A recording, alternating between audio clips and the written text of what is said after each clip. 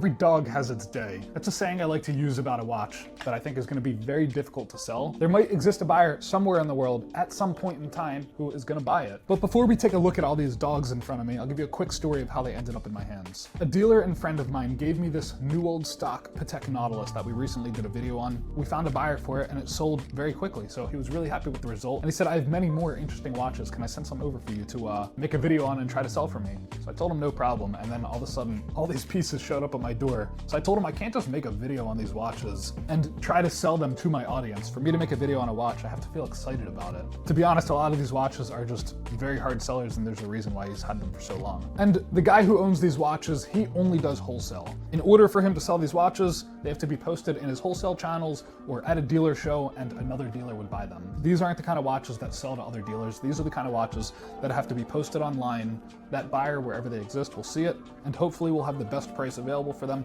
so that the watch eventually does sell. So a lot of these pieces we're going to post on our website, and our website automatically posts to eBay, Chrono24, Bezel, Google Shopping, and a few other platforms. And that will give them the best chance to sell. But let's take a quick look at some of these pieces. Some of them I'm flat out just going to put in a box and send back to him because I'm not willing to take them on.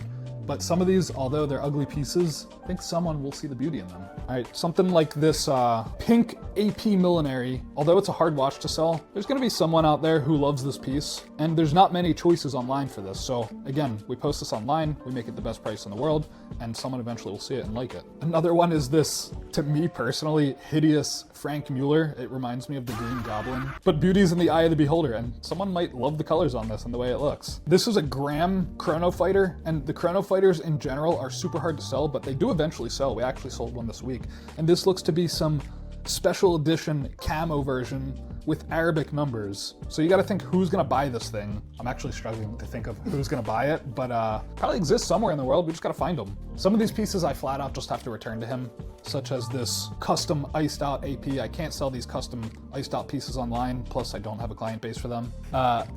Same with this. I'm not even taking it out of the plastic to see what brand it is, but I'm sorry. This one you're just gonna have to hold on to for a little bit longer, or maybe for the rest of your life.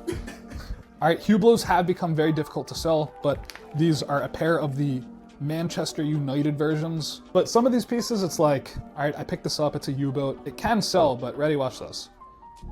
Unscrew it, and the crown just falls off. But basically something like this can turn into a bigger headache than the profit could be worth. There are a lot of easier to sell pieces in here too, like this Cartier Calibre, or like this Santos, this Panerai, a couple of Omegas and Breitlings. That pretty much wraps up the video. I was just walking you guys through how we can creatively structure a deal that works for both parties, and some of these will start dropping on our website over the next few